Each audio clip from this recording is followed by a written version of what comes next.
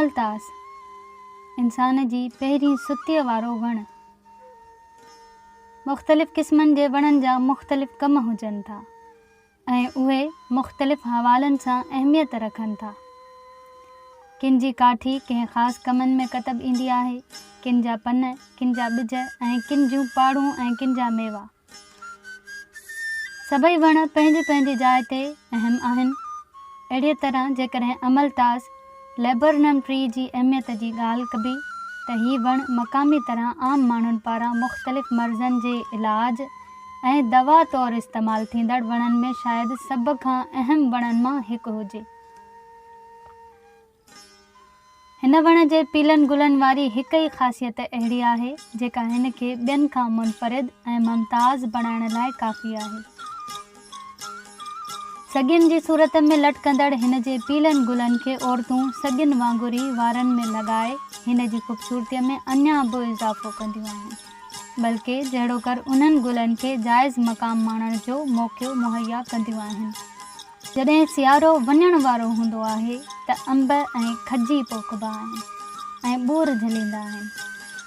उन वक़्तु अमलतास बि सुहिणा पीला गुल झले सियारे जे सटल ऐं उदास माहौल खे ख़ुशगवार बणाए छॾींदो आहे, जंहिं मां पोइ नासी रंग जूं फुट ॿिनि जेतिरियूं इंच खनि थुलियूं लठ नमूने फरियूं थींदियूं आहिनि, जिन खे मिठियूं हुजण करे पंजाबीअ में गुड़ लकड़ी सॾिबो आहे,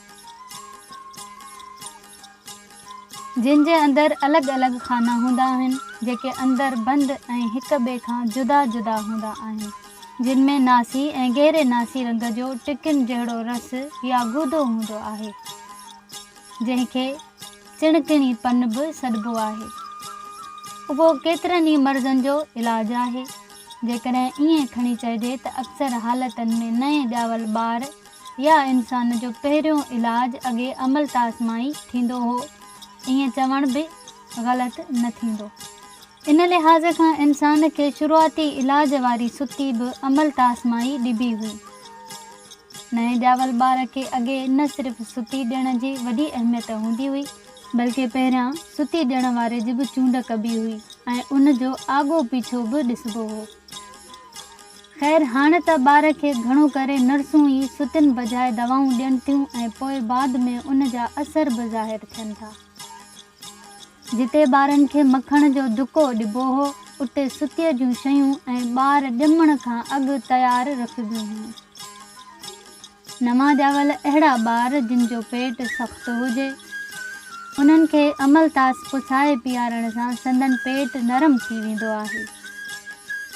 पेटां वेहण ऐं दस्तनि जे करे उन खां अलावा नंढनि ॿारनि जी छाती बंदि हुजे, खेनि खंघि हुजे या साह जी तकलीफ़ हुजे त उन सूरत में बि खेनि अमलतास इस्तेमालु कराइबो आहे। नंढनि ॿारनि खे बलगम हुजे ऐं बलगम खंघि ज़रिए न निकिरे त पोइ अमलतास जो थोरो रस या टिकियुनि खे पाणीअ में हिकु भेरो उॿार ॾेई नीम गरम पाणी पीआरण सां बलगम पेट ज़रिए ख़ारिज थी वेंदो आहे ऐं ॿारनि जी छाती साफ़ थी वेंदी आहे। इन खां अलावा हिन जे फरिन में मौजूदु गूदे या टिकियुनि जहिड़ी रस में मिश्री मिलाए पीअण सां पेट जो सूरु छॾे वेंदो आहे। अमलतास जो ॿिज फालेज, गले ऐं पेट जे ॿियनि बीमारियुनि लाइ पिणु मुफ़ीद आहे। हर कंहिं क़िस्म जी ज़मीन में थींदड़ ऐं घाटी छांव ॾींदड़ अमलतास जो वणु काफ़ी वॾो थींदो आहे, जंहिं में वॾी माखीअ वारी मख, जंहिंखे पंजाब वारी माखी पिणु चइबो आहे, बि शौक़ सां वेहंदी आहे। अंबनि जे पननि सां मुशाबहत रखंदड़ पननि वारे हिन वण जी काठी सफ़ेद ऐं भूरे रंग जी हुजे थी, जेका सख़्तु ऐं नहरी थींदी आहे। हिन मां न सिर्फ़ु इंसाननि जो बल्कि उठनि जो बि इलाजु कबो आहे। हिन खे शाइरनि बि ॻायो आहे। सादिक फ़क़ीर जो ॻायल कलाम थी अमलतास तां कूक कोयल करे, हू परे आ परे आ परे आ परे, भला कंहिंखां थो विसरे। अफ़सोस जो अहिड़ो अहम ऐं क़ीमती वण बि ॾींहों ॾींहुं अणलभ थींदो वञे। हालांकि हीउ वणु ॾिठो वञे त हर घर जी ऐं हर इंसान जी ज़रूरत आहे।